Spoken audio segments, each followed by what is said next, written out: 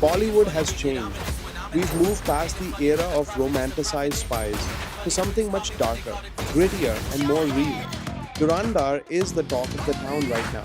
And for good reason. It's a masterpiece that doesn't just show spy games, it relieves India's most painful scars.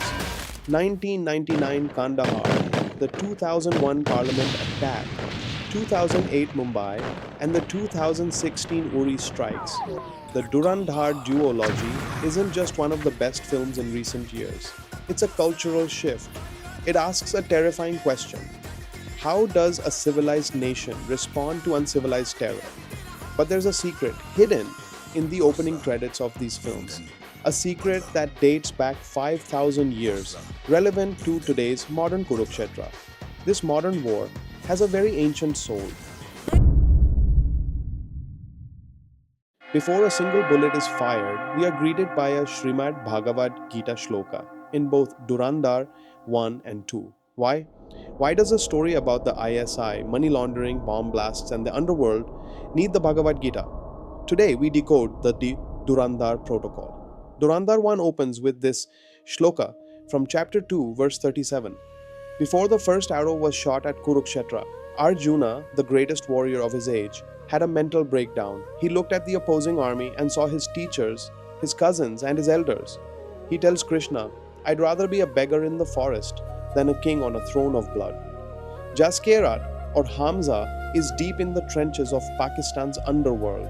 He sees the humanity in his targets. He sees the sin in the killing. He starts to wonder, am I becoming the monster I'm trying to stop? Arjuna argued that war leads to the destruction of families and the corruption of society. He's trying to be holy by being passive. But Krishna's rebuttal is sharp. Inaction in the face of evil is a greater sin than the act of war itself.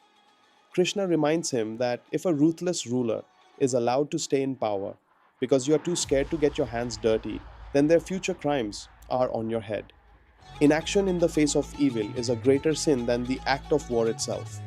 This verse serves as a practical win-win argument to motivate Arjuna, who was paralyzed by indecision. The verse states, "O son of Kunti, either you will be killed on the battlefield and attain the heavenly planets, or you will conquer and enjoy the earthly kingdom.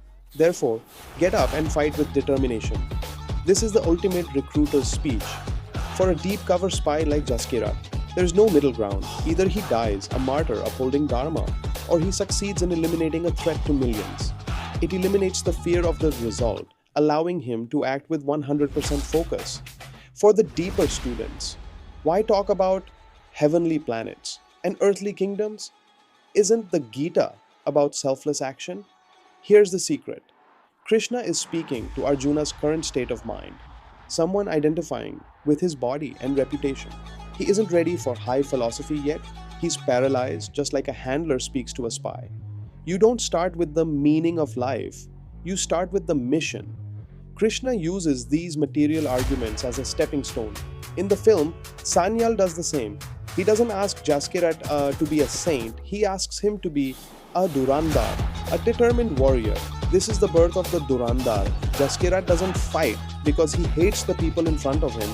He fights because he loves the people behind him. Dhurandhar is a masterpiece because it understands that our modern battles against terror are just new versions of the old Kurukshetra. Whether you're a spy in enemy territory or a student fighting your own demons, the win-win logic holds. Do your duty. But what happens when the mission is over? When the fruit of victory is bitter? That's where the second Shloka from Dhurandhar 2 comes in. See you in the next video. Subscribe and tell me, is Jaskeerat's revenge justified under Dharma